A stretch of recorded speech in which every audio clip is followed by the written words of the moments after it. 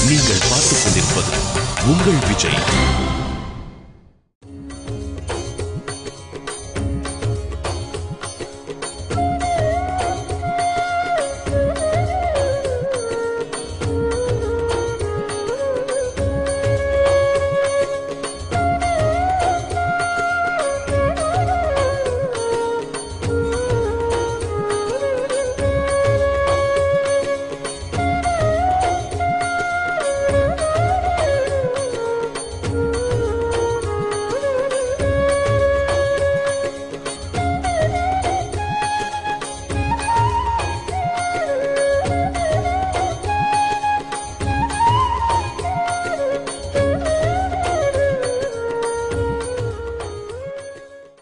Narahari sonar கேட்கிறார், என்ன பண்ணணும்? எனக்கு தங்கத்தில் ஒரு பெரிய வேலை பண்ணணும். பண்ணினா போச்சு, என்ன வேணுங்கோ பண்ணி கொடுத்துட்றேன். ஒரு சுவாமிக்கு கவச்சம் பண்ணணும். பண்ணலாமே. எந்த சுவாமிக்கு பண்ணணும்? எந்த அளவு? எந்த சுவாமி? எந்த ஊர்? ஒன்றும் இல்லை, உங்கள் ஊர் தான். இந்த ஊர்லையா? என்னுடைய மல்லிகார்ஜுனனுக்கா? அதுக்கு இல்லைப்பா, பின்னே இந்த ஊரில் இருக்கக்கூடிய பாண்டுரங்கனுக்கா? டங் டங் டங் டங் பண்ணி அடிச்சுக்கிறார். ஏய், எழுந்து வெளில போ. என்னை பற்றி வேணும்னு தெரிஞ்சுட்டு பம்புக்காக வந்துருக்கேன், எழுந்து வெளியில போ. இப்போ நான் போய் ஸ்நானம் பண்ணிட்டு வரணுமே, என் காதில் இந்த நாமா விழுந்துடுத்தே, எழுந்துரு மரியாதையா. இங்கே பாரு, பக்தி வேற, வியாபாரம் வேற. பக்தி வேற, வியாபாரம் வேற. இங்கே பார், இந்த மல்லிகார்ஜுன சுவாமி கோவில் ரொம்ப பாழடைஞ்சிருக்கு இல்லையா? ஆமாம், நீ மட்டும் நான் ஆசைப்படுற மாதிரி பண்ணி கொடு, அந்த கோவிலை உனக்கு நான் எப்படி கட்டித்தரேன். கொஞ்சம் இவருக்கு பண்ணலாமோங்கிற எண்ணம் வந்துடுத்து. ஏன்னா இவர் தினமும் ஆசைப்படுறார் இல்லையா, அந்த மல்லிகார்ஜுனனுடைய கோவிலை அப்படி கட்டணும் இப்படி கட்டணும்னு. இது நல்ல சந்தர்ப்பமா இருக்கும் போல இருக்கே. ஒரு கால் பரமேஸ்வரன் தான் நம்ம தினமும் பிரார்த்தனை பண்றோமே அவர்கிட்ட, ஓ கோவிலை கட்டணும் கட்டணும்னு, அதுக்காக இவர் அனுப்பி வச்சிருக்கார் போல இருக்கு. சரி, அந்த கவச்சத்துல எப்படி இருக்கணும்? அந்த இடுப்புல மத்ஸ்ய கூர்ம கிருஷ்ணன் அவருக்கு ஆரம் பார்த்தார். சிவ சிவ சிவ சிவ சிவா, இந்த பேரெல்லாம் நான் கேட்கவே கூடாது. இதை நான் எப்படி வேற கையினால பண்ணுவேன், இது எனக்கு சரிபடாது. ₹1,00,00,000 வந்தாலும் வேண்டாம், நீங்க போயிட்டு வாங்க. இங்க பாரு, வியாபாரம் வேற, தொழில் வேற, பக்தி வேற. உங்ககிட்ட நிறைய குழந்தைகள் கல்யாணத்துக்கு திருமங்கல்யம் பண்றா இல்லையா? ஆமா, பண்றா. திருமங்கல்யத்தை ஏதோ ஒரு பொண்ணுக்கு அந்த கணவன் தானே கட்ட போறான். நீ திருமங்கல்யம் பண்றதுனால உனக்கும் அந்த பொண்ணுக்கும் சம்பந்தம்னு சொல்ல முடியுமா? நீ தானே பண்ற, உனக்கும் அதுக்கும் சம்பந்தம் சொல்ல முடியுமா? தொழில் வேற, பக்தி வேறயா. பக்தியை பக்தியா பண்ணு, தொழிலை தொழிலா பார். சரி, கொஞ்சம் இப்ப கீழே இறங்குறார். என்னதான் இருந்தாலும் ஒன்னே ஒன்று என்னால் பண்ண முடியாது. என்ன? இந்த பாண்டுரங்கன் கோவிலுக்குள்ள வரவே முடியாது. பாண்டுரங்கனை தொட்டுக்கிட்டெல்லாம் என்னால் அளவெல்லாம் எடுக்க முடியாது. பாண்டுரங்கன் பேர் சொல்ல மாட்டார், நான் சொல்லியிருக்கேன். அவர் என்ன சொல்லுவார்? அந்த சாமி இருக்கே அந்த கோவில்ல, அந்த கோவில் சாமி, அந்த கோவிலுக்குள்ள நான் வரமாட்டேன், அந்த சாமியை நான் தொடக்கூட மாட்டேன், நீ எடுத்துட்டு வரணும். இவாள்லாம் கோவிலில் போய் இந்த பூஜாரிகள்கிட்ட விசாரிச்சா அவ சொன்னா, கவலைப்படாத, நாங்கள் சந்தனத்தில் அப்படியே ஒரு கவச்சம் சாத்தி அளவு எடுத்து கொடுத்துடுறோம், அதை வச்சுட்டு அவர் பண்ணட்டும். நரகரி சொன்னார், எனக்கு அந்த சாமர்த்தியம் உண்டு, வெறும் சந்தன காப்பை எடுத்து அதனுடைய அந்த மோல்டை கொடுத்துட்டா போறோம், நான் பண்ணி கொடுத்துடுவேன், எனக்கு அவ்வளவு நுணுக்கமா வேலை பண்ண முடியும். கஷ்டப்பட்டு இந்த சுவாமிக்கு சந்தன காப்பெல்லாம் சாத்தி ஒரு அளவு எடுத்துன்னு கொடுத்தா, அருமையா ஒரு கவச்சம் பண்ணினார். பகவானுடைய மஸ்தகத்துல எப்படி இருக்கணுமோ அப்படி, வக்ஷஸ்தலத்துல எப்படி இருக்கணுமோ அப்படி, கையிலே அந்த சங்கு, பகவானுடைய பாதங்கள், இடுப்புல அந்த ஒட்டியானத்தினுடைய அமைப்பு அவ்வளவு அழகா இருந்தது. அந்த தங்க கவச்சம் சேட்டு சந்தோஷப்பட்டான். சந்தோஷப்பட்டு அவர்கிட்ட சொன்னான், அந்த மாதிரி இன்னைக்கு ஏகாதசி அன்னைக்கு ஊர்ல இருக்கிறவ எல்லாரையும் கூப்பிட போறேன். நான் அந்த ஊர்ல ஒரு சத்திரத்துல தங்க போறேன். பாண்டுரங்கனுக்கு விசேஷமா மகா அபிஷேக விதினாங்கிற மாதிரி 1000 லிட்டர் பால், 1000 லிட்டர் தயிர், 1000 லிட்டர் தேன், பன்னீர் விட்டு அபிஷேகம் பண்ண போறேன். இந்த தங்க கவச்சத்தை பாகவதர்கள் எல்லாம் நாமசங்கீர்த்தனம் பண்ணிட்டே எடுத்துட்டு கோவில்ல பகவானுக்கு சாத்த போறேன். அப்படியா? அந்த கவச்சத்தை அவன் எந்த சத்திரத்துல தங்கியிருக்காரோ அந்த செட்ஜி ஒரு கண்ணாடி இதுல எல்லாரும் பார்க்கறதுக்கு வச்சிருக்கா. 2 நாள் முன்னாடியில இருந்தே அந்த ஊர் ஜனங்கள்லாம் கூட்டம் கூட்டமா பார்த்துட்டு போறா. நம்ம பாண்டுரங்கனுக்கு தங்க கவச்சமா, எவ்வளவு அழகா இருக்கு பத்தியா, நன்னா இருக்கு பத்தியா, ஊர் முழுக்க இதே பேச்சா போயிடுது. ஆயிரக்கணக்கில் சாதுக்கள் கூடினா அந்த தங்க கவச்சத்தை தலையில வச்சுண்டா பஜனை பண்ணிண்டா பெரிய அபிஷேகம் நடந்தது. பாண்டுரங்கனுக்கு சாத்தின உடனே பட்டுன்னு அது கீழே விழுந்துடுது. பார்த்தா ரொம்ப லொடன்னு இருக்க அந்த கவச்சம், லொடலுடன் இருக்கிற கவச்சம் அப்படியே பொத்துன்னு கீழே விழுந்துடுத்து. சேட்ஜிக்கு ரொம்ப அவமானமா போயிடுத்து, கோபம் வந்துடுத்து அவனுக்கு. இன்னும் பெருசா நீ நன்னா எனக்கு இந்த கவச்சத்தை சந்தன காப்பு எடுத்துன்னு கொடுத்தாலே போறோம், நான் நன்னா பண்ணுவேன்னு சொன்னேன். இங்க பாரு, நீ இன்னைக்கு எவ்வளவு பெரிய அவமானம் தெரியுமா? 3 நாள் முன்னாடி எல்லாரையும் பார்க்க வச்சேன், எனக்கு வேற தங்க கவச்சம் சாத்த போறார் பேர் வந்தது. பெரிய அபிஷேகம் பண்ணினா ஆயிரக்கணக்கான ஜனங்களை கூப்பிட்டு கூடையில் எடுத்துட்டு போனேன், பொத்துன்னு அங்கேருந்து விழுந்தெடுத்தோம். லொடன்னு இருக்கு. என்னையா அளவெடுத்த நீ? என்ன வியாபாரி நீ? என்ன தொழில் பண்ற நீ? உன் தொழிலில் சுத்தம் இல்லை. இல்லை அது தப்பே ஆகாது. பின்ன ஆகாதுன்னா நான் போய் சொல்றேன்னா வந்தவாளை கேட்டுப்பார். திருப்பி அந்த வியாபாரி பார்த்தா அந்த சந்தன காப்புலமானா வேற ஏதாவது இருக்கும். அந்த பாண்டுரங்கனுக்கு ஏற்கனவே ஏதாவது வெள்ளி கவச்சம் மாதிரி இருந்தா அதை எடுத்துட்டு வந்து கொடுக்கும். இவர்கள் போனா ஏதோ பாண்டுரங்கனுக்கு ஒரு பேருக்கு ஒரு கவச்சம் இருந்தது, அந்த கவச்சத்தை கொண்டு வந்து கொடுத்தா. அந்த இப்போ ரொம்ப ஜாக்கிரதையா அதே கவனமா கரெக்டாக பார்த்து அந்த கவச்சத்துக்குள்ளே ஃபிட்டு பண்ணி அதுக்குள்ளே வந்தால் அப்படி இருக்கும், பாண்டுரங்கனுக்கு அப்படி இருந்தா இருக்கும், அதனுடைய அகலம் அது எல்லாம் பார்த்து ரொம்ப அழகாக பண்ணினார். கவலைப்பட்டுண்டே பண்ணினார். பண்ணும் பொழுது மல்லிகார்ஜுனன்ட்ட பிரார்த்தனை பண்ணுறார், என்னுடைய வேறு எந்த பேர் கெட்டு போனாலும் பரவாயில்ல, நான் ஒரே ஒரு பேர் தான் நான் வாங்கி வச்சுருக்கேன். என்னென்னா நான் சொன்னபடி நடப்பேன். 2வது எனக்கு வேலை நன்னா தெரியும், அழகாக வேலை பண்ணுவேன். இப்போ நான் சொன்னபடி நடக்கலைங்கிற பேரும் எனக்கு வந்துவிடக்கூடாது, இவனுக்கு வேலை தெரியாது அப்படிங்கிற பேரும் வந்துவிடக்கூடாது. பணம் காசு எனக்கு முக்கியம் இல்லை, நான் சொன்ன வாக்கை காப்பாற்றணும் பிரபு வேண்டிக்கிறார். ரொம்ப ஸ்ரத்தையா இப்போ பண்ணுறார்.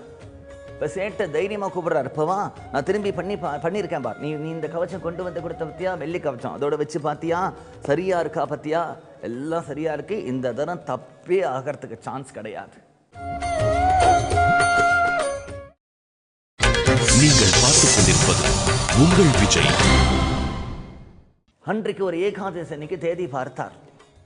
இப்போ ஊரில் எல்லாருக்கும் ஒரு கேள்வி இருக்கும் இல்லையா, போன தரம் சாத்தறதுக்கு வந்தார், அதை லொடக்குன்னு கீழே விழுந்துடுத்தோ, இந்த தரம் திருப்பி புதுசாக பண்ணி சாத்த போகிறாரா இல்லையா, என்ன பண்ண போகிறாருங்கிறது எல்லாருக்கும் ஒரு கேள்வி இருக்குமே. அதனாலே அந்த சேட்ஜி முழுமுக்க திருப்பி கூப்பிட்டார். இன்றைக்கு புதுசாக ஒன்று பண்ணியிருக்கேன், அந்த புதுசாக பண்ணியிருக்கிற ஒன்றே இந்த தரம் நம்ம கொண்டு போய் சாத்த போகிறோம், எல்லாரும் வாருங்க.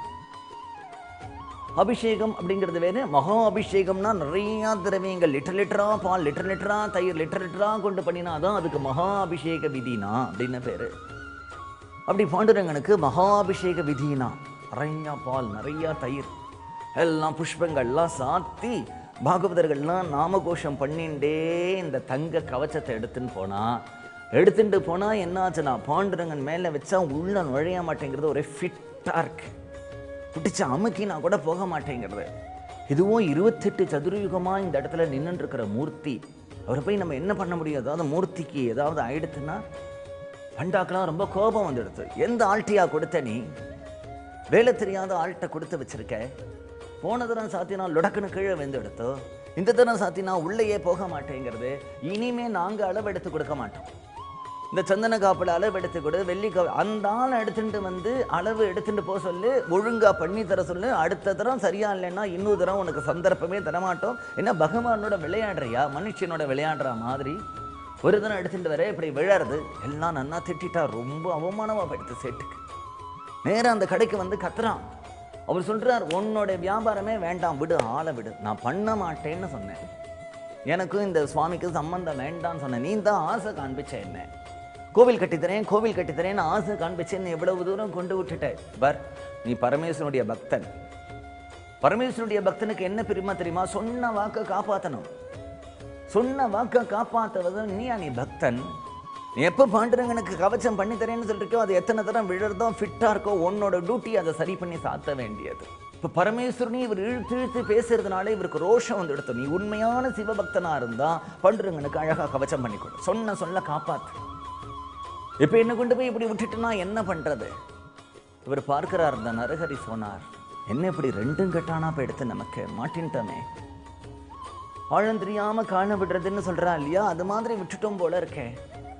உடனே இந்த மல்லிகார்ஜுனேஸ்வரர் கோவிலில் போய் உட்கார்றார். என்ன பண்ணுறதுன்னு தெரியல. யோசிச்சு யோசிச்சு பார்க்கிறார். இவ்வளவு நாள் நம்ம பண்ணின ஒரு விரதம் போயிடுமே. நம்ம பிறந்து படித்து வளர்ந்ததெல்லாம் இந்த ஊரில் தான். ஒரு நாள் கூட அந்த பக்கம் நான் திரும்பி பார்த்திருப்பேனா? அந்த கோவிலில் ஒரு படிக்கட்டில் கால் எடுத்து வச்சிருப்பேனா? அந்த தெய்வத்தினுடைய பேரை காதில் கேட்டிருப்பேனா? அப்படி இருக்கும்பொழுது எனக்கு இப்படி ஒரு நிர்பந்தமா?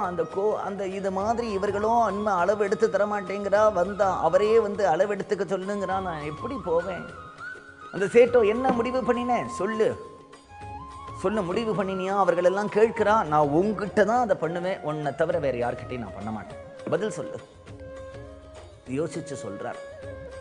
சரி, என்னுடைய ஒரு சங்கல்பம், அந்த சுவாமியினுடைய கோவிலே படி தாண்டி நான் உள்ள வரமாட்டேன், அந்த கோவில்ல நான் மிதிக்க மாட்டேன்.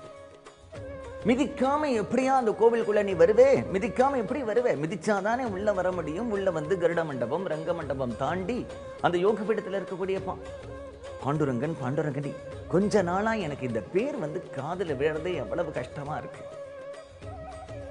நான் காலை மிதிக்காம வரத்துக்கு ஒரு வழி சொல்றேன். உமக்கு என்ன, நான் காலை மிதிக்காம வரணும். நான் வந்து ஒரு டோலி ஏற்பாடு பண்றேன், என்னை வந்து தூக்கிப்பாம நான் ஒரு கூடையில உட்காந்துப்பேன். உமக்கு என்ன, நான் வந்து அளவு எடுக்கணும், அவ்வளவுதானே. சரி, அந்த டோலிக்காரன் என்னை தூக்கிண்டே வருமா. அந்த சாமியோட கோவில்ல என் கால் உள்ள பற்றக்கூடாது, கால் பட மாட்டேன், இப்படிதான் வருவேன்.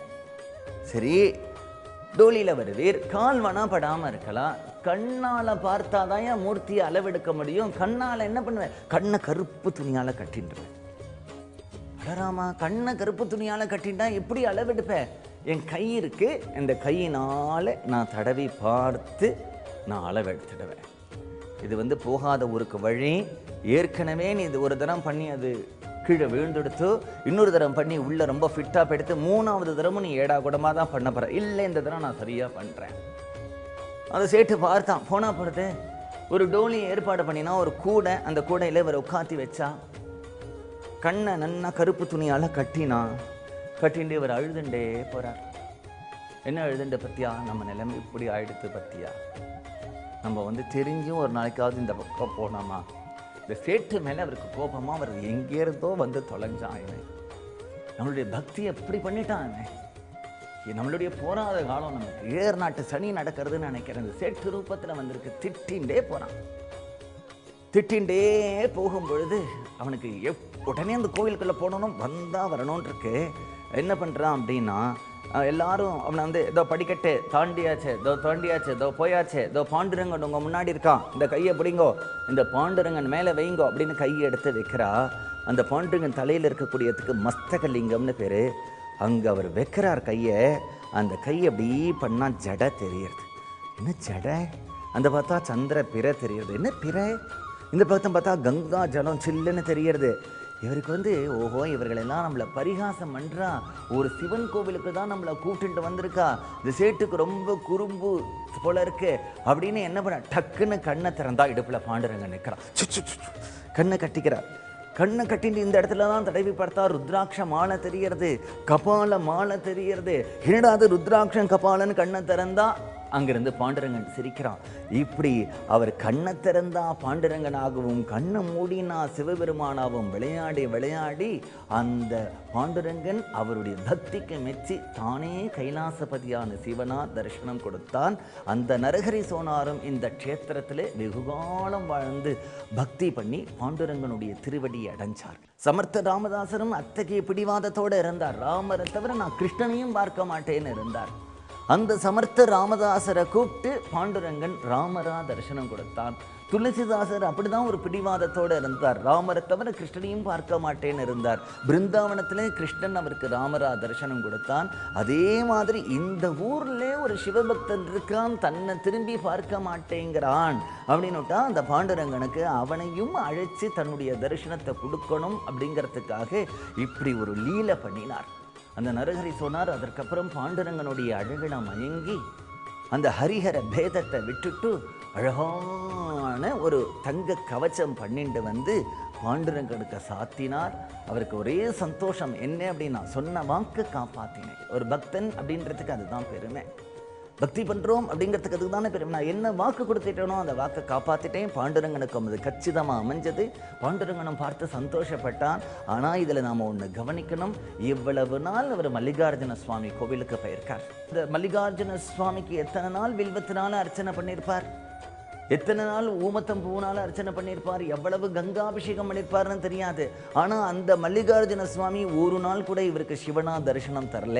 ஆனால் சிவனா தரிசனம் கொடுத்தது என்னவோ பாண்டுரங்கன் தான். அவருடைய சிவபக்தியை மெச்சி அவருக்கு சிவனுடைய சாட்சாத்காரத்தை பண்ணி வச்சார். அப்படின்னுட்டா எந்த தெய்வத்துக்கிட்ட நமக்கு பக்தி பண்ணும்போது ஒரு பிடிவாதம் இருந்தால் மீதி தெய்வமும் அதை பார்த்து சந்தோஷப்படுறதை தவிர தெய்வத்துக்குள்ள போட்டி கிடையாது. அவன் இந்த சாமியோட பக்தன், இவன் இந்த சாமியோட பக்தன் அப்படின்னுட்டா நமக்கு தான் இத்தகைய வேறுபாடு.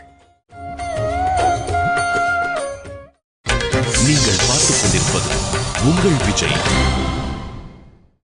நாம் இங்கே உட்கார்ந்து ஆகாசத்தை பிரிக்கிறோம் இல்லையா? இது பண்டரிபுரத்தினுடைய ஆகாசம், அது மெட்ராஸினுடைய ஆகாசம், அது டில்லியினுடைய ஆகாசமும் பறந்துருக்கு. நீ ஒரு குறுகிய பிரதேசத்தில் நின்றுட்டு ஆகாசத்தையும் உன்னுடைய மனசுனால குறுக்க பார்க்கிற.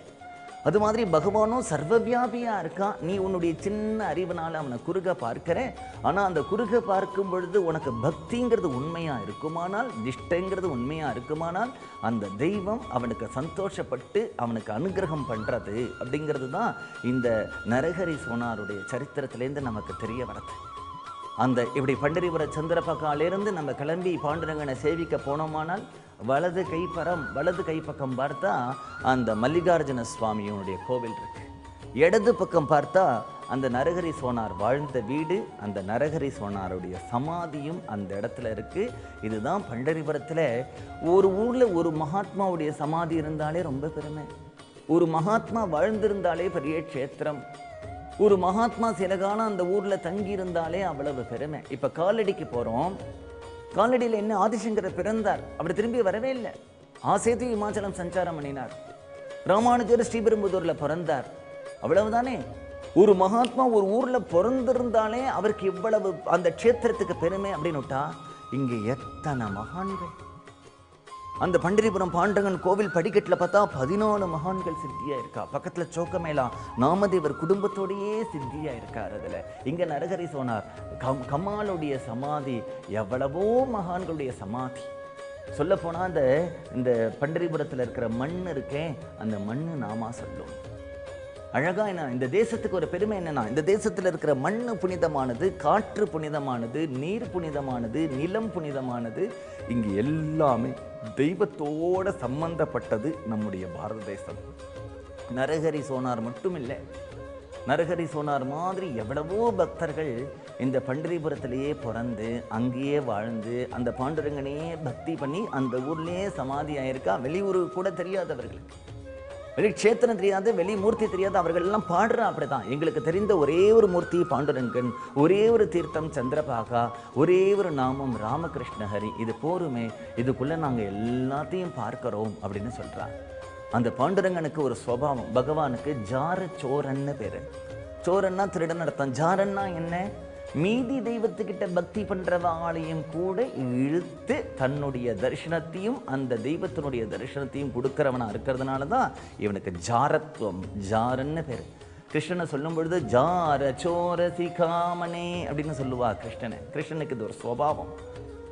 மீதி தெய்வத்திட்ட பக்தி பண்றவாளையும் எடுத்து அவர்களுக்கு அந்த தெய்வத்தினுடைய தரிசனத்தையும் கொடுத்து தானும் தரிசனம் கொடுப்பான் அப்படிங்கிறதுக்கு நிரூபணமாகிற மாதிரி இந்த க்ஷேத்திரத்தில் நரஹரி சோனாருக்கு பாண்டுரங்கன் சிவனும் விஷ்ணுவுமா சங்கர நாராயணனா ஹரிஹரனா தரிசனம் கொடுத்தார் அப்படிங்கிற சரித்திரத்தை இன்றைக்கும் நிரூபிக்கிற விதத்தில் அவருடைய சமாதியும் அவர் வாழ்ந்த இடமும் இந்த ஊரில் இருந்துருக்கு.